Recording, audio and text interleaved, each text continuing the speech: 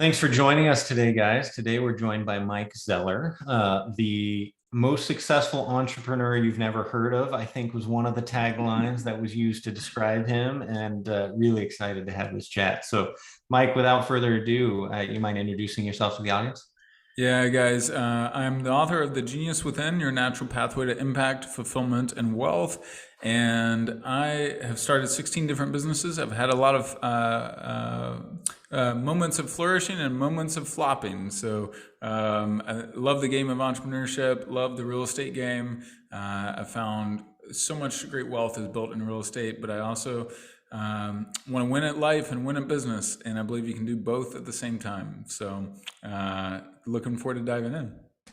How'd you get started in entrepreneurship? What was that first company, and what drove you to doing that instead of going and getting a real job? Yeah. It was really kind of some side hustles at the beginning in college where I got exposed to network marketing and did a couple companies. Didn't really like it, didn't really succeed at it, but I appreciated the personal development side. And then eventually, while I was waiting tables at PF Chang's here in Nashville, I just graduated college or grad school and was in between, like trying to figure out what was next. I decided to buy my first property, and I bought a duplex. That was my first cash flowing property, and loved it. And while I was at the closing table, the loan officer says, "Mike, have you ever thought about getting into real estate?" I was like, "No." It's like, "You might be good at it." Next week, went out and got a loan officer job and started there. And then about a year and a half later, jumped in on the realtor side, bought more properties, started building a real estate team. Eventually, I got bored with real estate. Went to Argentina for a 6 week sabbatical, inspired by the 4 hour work week. Fell in love with a French girl, and came back and started three new businesses. And while I was traveling back and forth to France and other places, and then just fell in love with the game of entrepreneurship.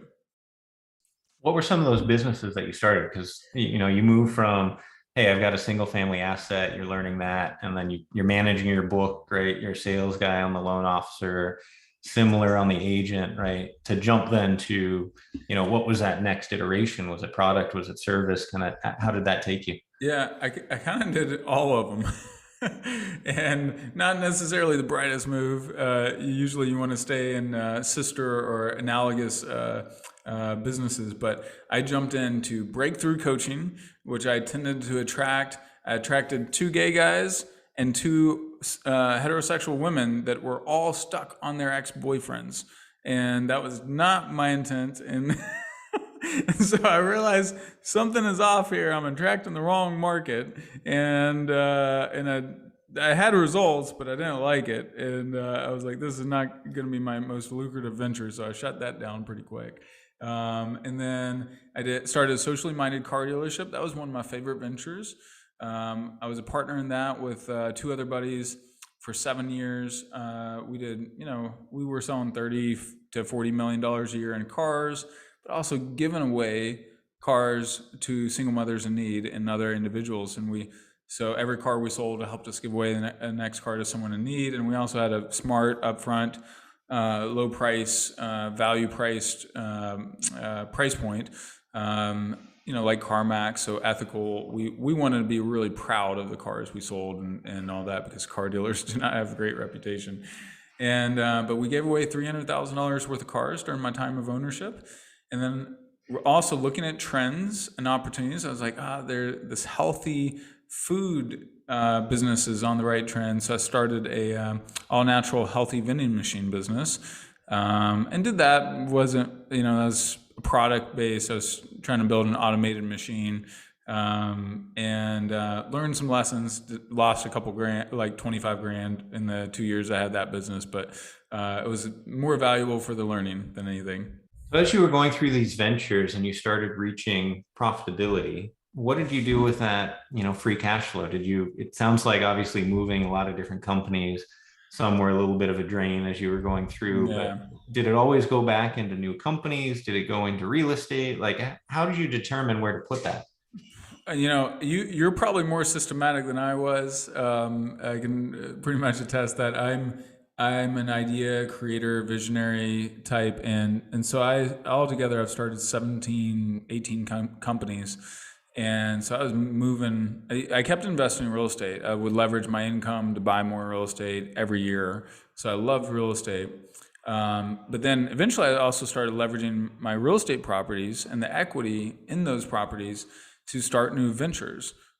Which in hindsight, the education was worth a lot of money, but the way the Nashville market is soared, I would be in such a pretty position. It's such an even prettier position today. But I know I'm going to make a ton of money from what I learned too. But I started a marketing agency because I was like, if you can figure out the marketing sweet sauce, you can really do some great things. Men's fashion line, sustainable fashion line, those type of things. So I've started a few other things too, but those were some of the bigger ones. So if we zoom out a bit, right? A lot of what you talk about with your clientele is finding that purpose, right? Finding that clarity. At what point did you find that for yourself, and how does that influence kind of the businesses you choose to, pursue? The ideas that are worth spending time on. Yeah. Right about the time I was turning 30, I was about 3 years in real estate. That's when I went to Argentina. I realized I'm good at building sales ecosystems if I believe in the venture. But then I also don't want to be the engine, because if they say great operators get tired, great business owners get rich. So then I was like, all right, I'm going to fail forward faster. So that's why I was okay starting more than one venture in the same year. Because I was like, all right, I'm going to learn. I'm going to have like 3 or 4 or 5, 6. I had 6 different active ventures at one point, and some of them were complementary, some weren't. But I was learning a lot, and I wanted to absorb that knowledge because I knew I didn't know it at the time, but between the decades of your 40s to 60s, but especially your 50s to 60s, that's your money making decade. That's when you make it rain.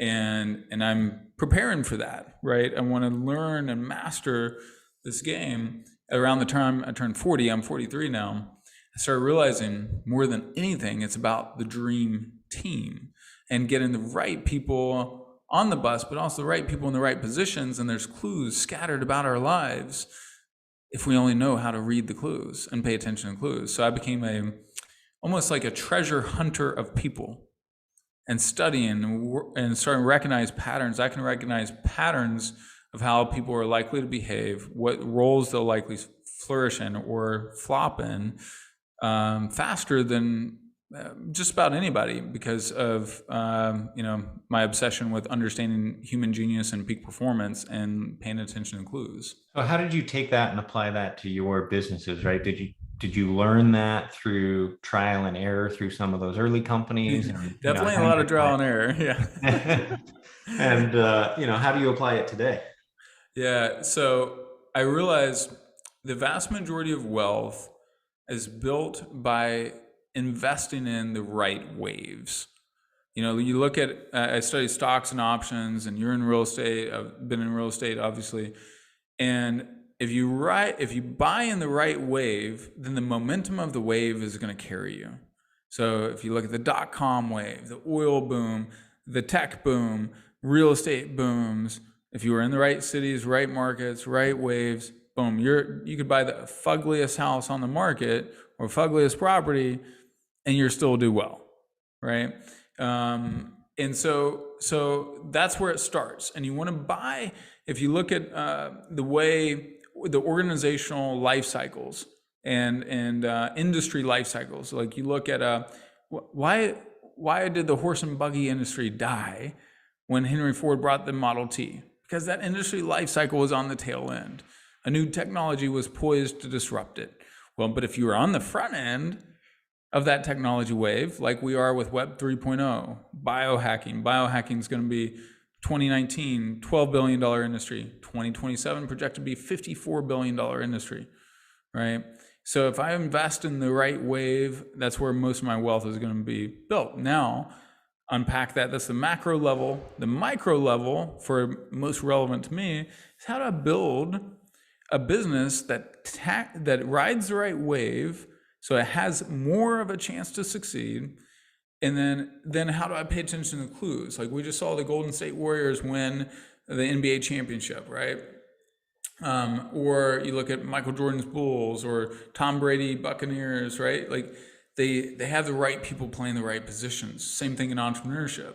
You look at Steve Jobs. I didn't say that he's the bold visionary entrepreneur. Tim Cook, supply chain was a disaster until Tim Cook got there. Just total chaos because Steve is not good at that.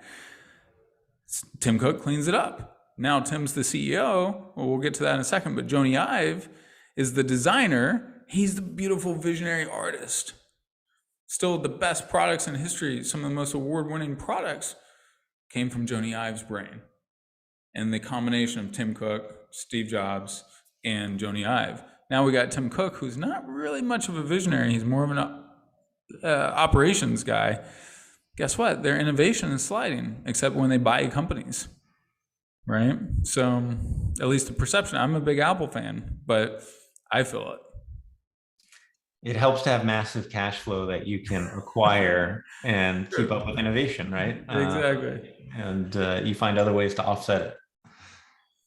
No doubt. Exactly. I wouldn't mind a tiny snippet of their cash flow. Yeah.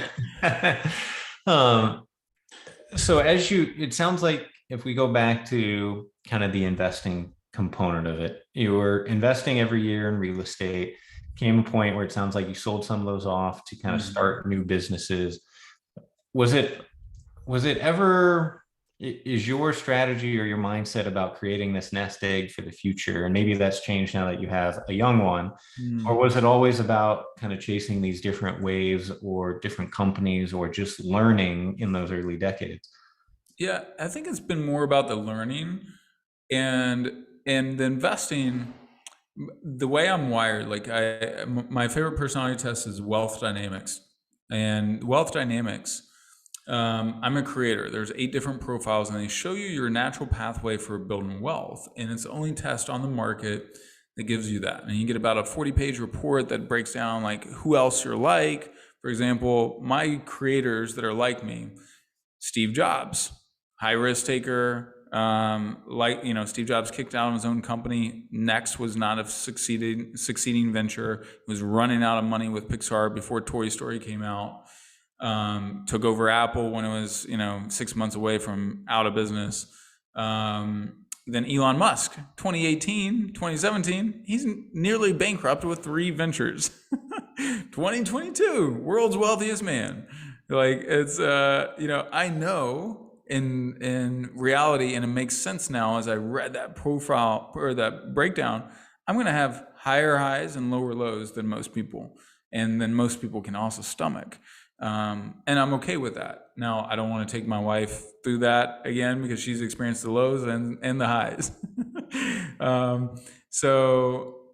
Now it is, and I think you go through suffering and trials.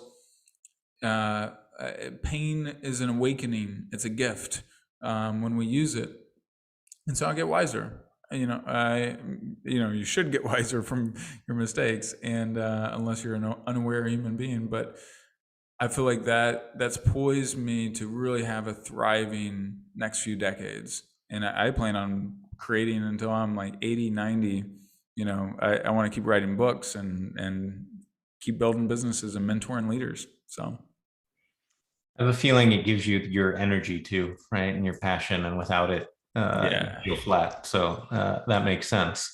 As you were talking about having an eye for talent and developing the team, like how do you look for, and who have you found, where have you looked for that operational component, right? You obviously need someone that you compare your creative visionary genius to that can execute, carry things through to the finish, right? So how do you balance that, and how do you complement yourself there? Yeah, you gotta have the full complement because if you have a bunch of starters, you just get nothing finished. And I'm really freaking good at starting things. I'm not so good at finishing things. So I write out job descriptions. Fortunately, there are a lot of people that are great at finishing things. So you write out a compelling, for me, I think I've created one of the best job descriptions out there. And a lot of my consulting clients, we end up custom crafting just visionary job description that calls forth the detailed finisher that wants to be, because all of us as human beings want to be a part of something bigger than themselves, something with more vision, something with impact. Like you guys have your give back philosophy, which helps inspire. You probably have better people that come work for you and people that want to stay longer and that will endure. Like when I had the socially minded car dealership, that was we had people taking pay cuts, leaving CarMax. We had people coming and suffering through our bumps and bruises as we were young entrepreneurs that would not have done that in a regular corporate role with no vision and no impact beyond like we give a corporate donation here or there. So you write out the job descriptions, but also personality types. You can look at this profile. The high SCs are going to be better finishers. Typically, the DIs are the leaders or sales leaders as well of businesses. The Colby Index tells you, are you better at completing things? Are you better at starting things? Are you more of a fact finder? Are you more of a, hey, I just need enough information to make a decision? Strengths Finder, I also love that test because it gives you 34 strengths ranked in order.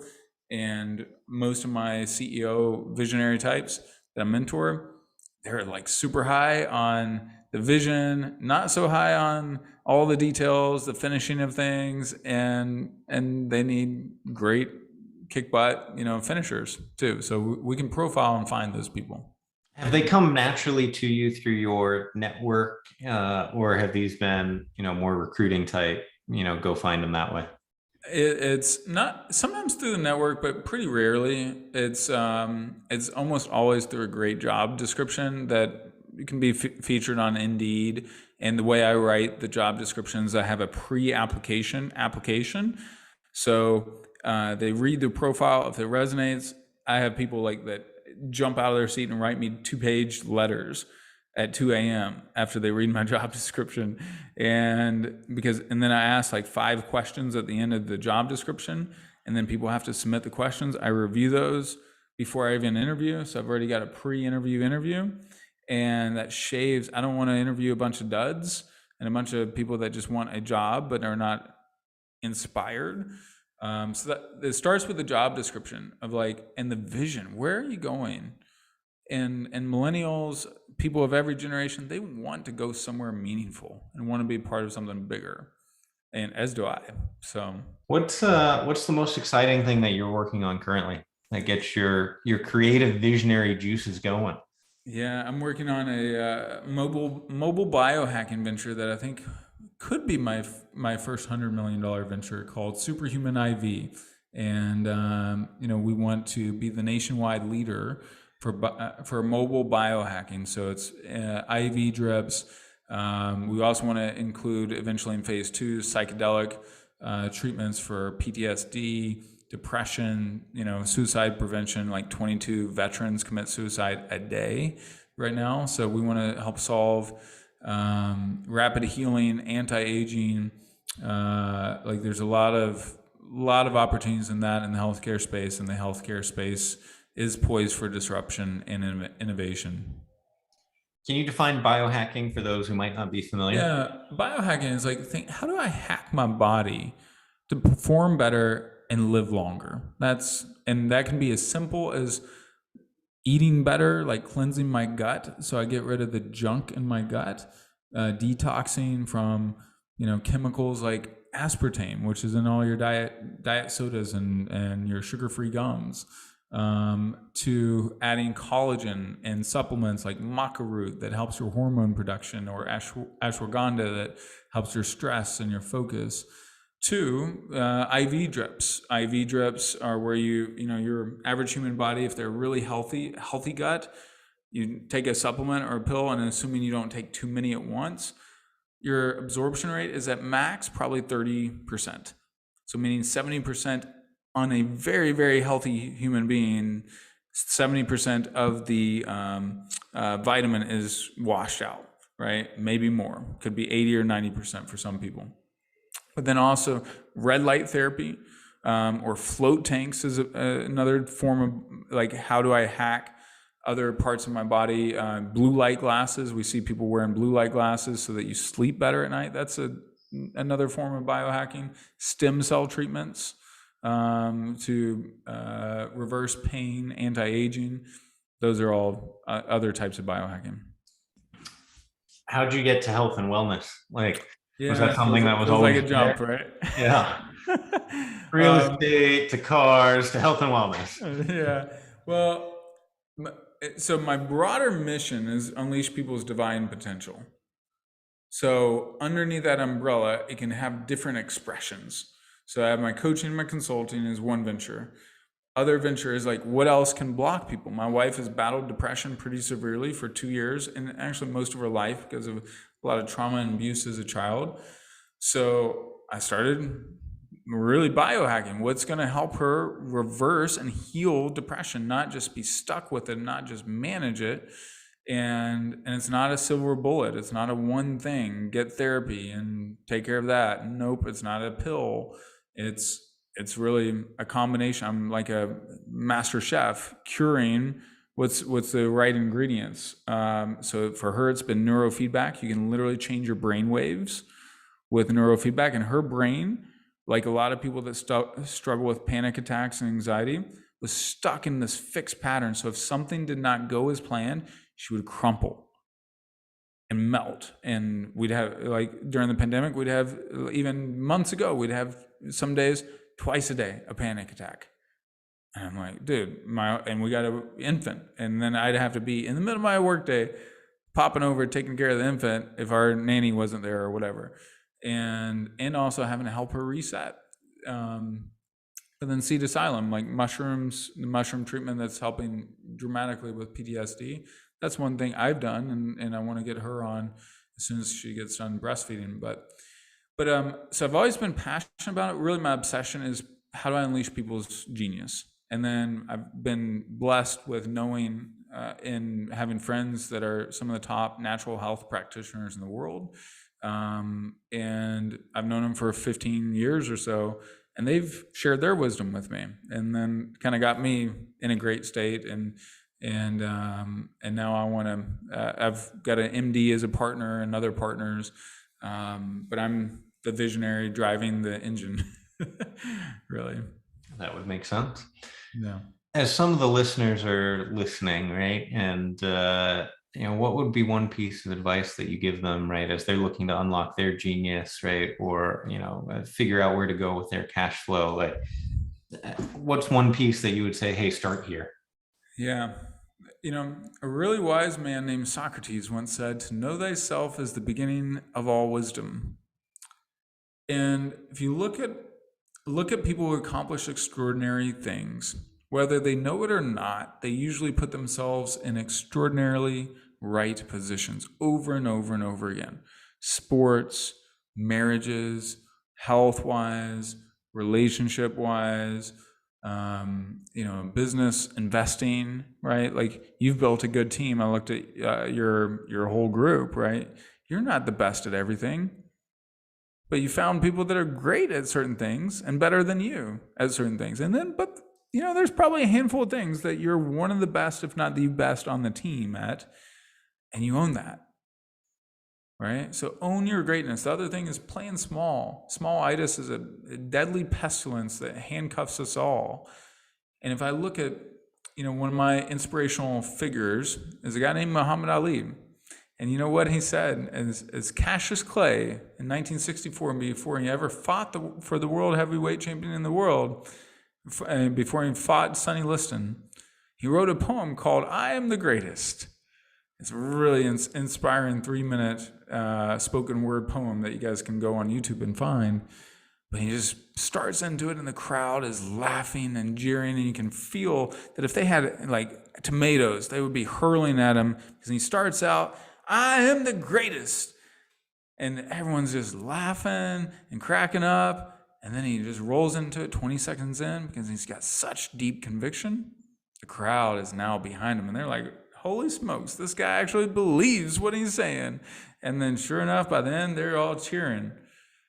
And it's like, he wasn't playing small. He owned it. He went for it. he did strike out. He did lose his title a few times, but he went for it. And I I'm I would say sometimes I play small, but I don't want to leave my life playing having played small too often. What's the best way for people who are listening to be able to connect with you, Mike? You can find me on any of the social media platforms at the Mike Zeller. Also, and that's Zeller, Zeller, no A. And then MikeZeller.com. And then also, you can go to grab a free copy of my book, geniuswithinbook.com. And it's also on Amazon as well. And I also have a free 6 steps to finding your genius guide. We'll have the link up, but you can grab that as well. And those are some of the best ways. And I would love to hear from you. Awesome. Appreciate the time today, Mike. Pleasure. Thanks for having me on, Liam.